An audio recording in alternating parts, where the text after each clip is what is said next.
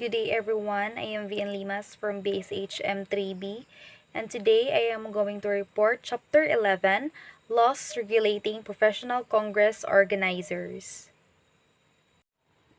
So our learning objectives enumerate the responsibilities of professional Congress organizers, identify the laws that governs the business of Congress, conference, or event organizers, and provide examples of safeguards that may be observed by professional Congress organizers to prevent violation of any law. So, meetings, incentives, conventions, and events are part of business tourism sector. So, a major thought, often undervalued sector of the wider tourism industry.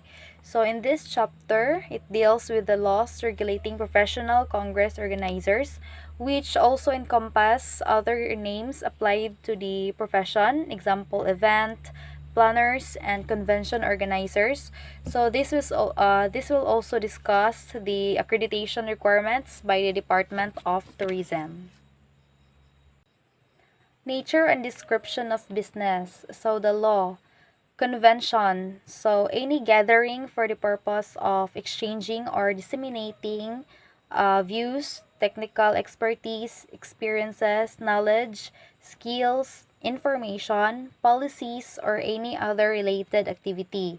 So it does not include corporate meetings or events where participation is limited to company personnel only. Then we have also conference. It is usually general sessions and face-to-face groups with high participation to plan, get facts, solve organization, and member problems. Then we have Congress. So more commonly used European designation for convention and mainly international in scope.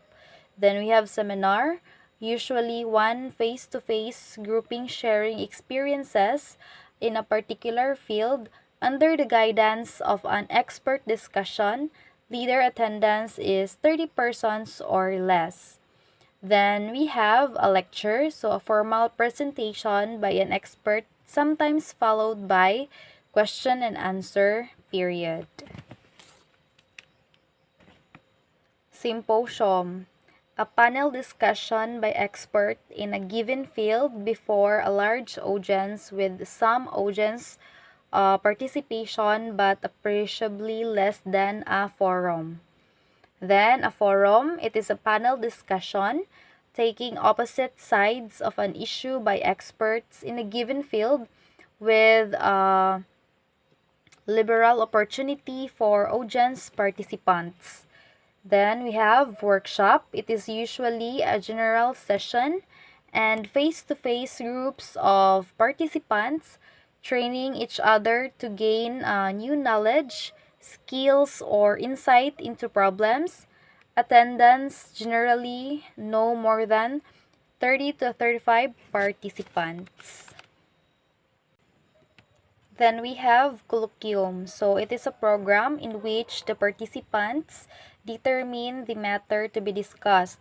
So the leaders will then construct the program around the most frequent problem. So it is usually attended by 35 persons or less with equal emphasis on instruction and discussion. Then lastly, we have the Professional Congress Organizer or PCO. So any person, natural or juridical, who managed convention either as an official of an organization, consultant, volunteer, or as a retained professional. We have discussion of the law. So, trade shows and event may be organized by a professional congress organizers for purposes of accreditation by the Department of Tourism. So, think of the professional congress organizer or PCO or even planner as a well-connected meeting planner for hire. So, in this type of specialist is common outside the US, especially in the European cities. So, the business of professional congress organizers is a type of agency Therefore, the laws discussed in Chapter 5 may apply. So, the following may apply for accreditation as PCO under the Department of Tourism.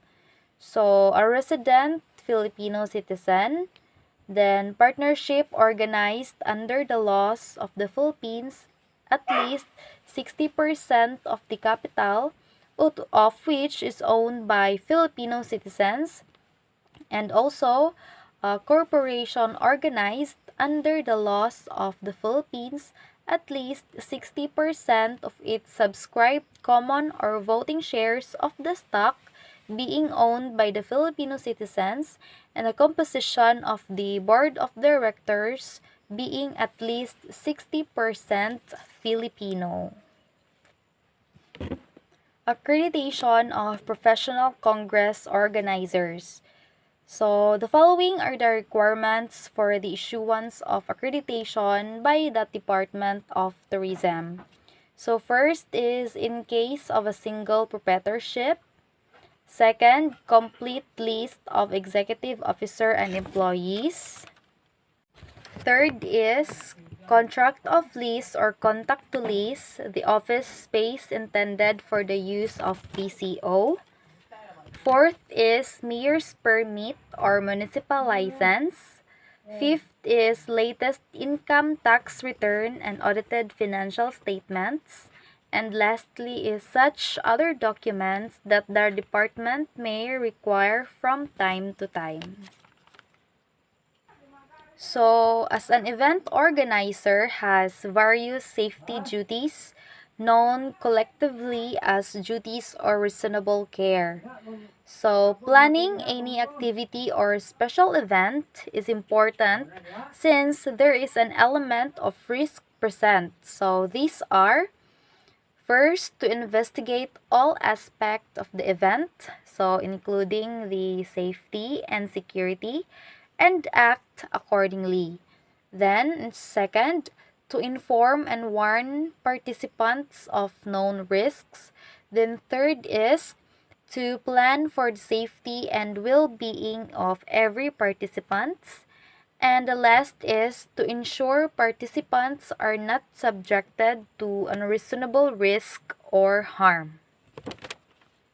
So, delegate safety and security should always be considered when selecting a venue. So, in addition, ease of access both by participants and by the organizers and supplies, as well as the importation of goods, should be taken into account.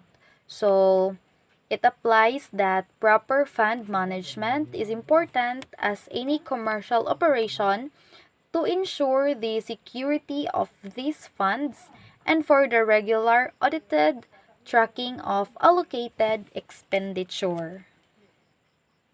So that's all on my report about Chapter 11, Laws Regulating Professional Congress Organizers. So I hope that you've learned something. Thank you for listening and God bless.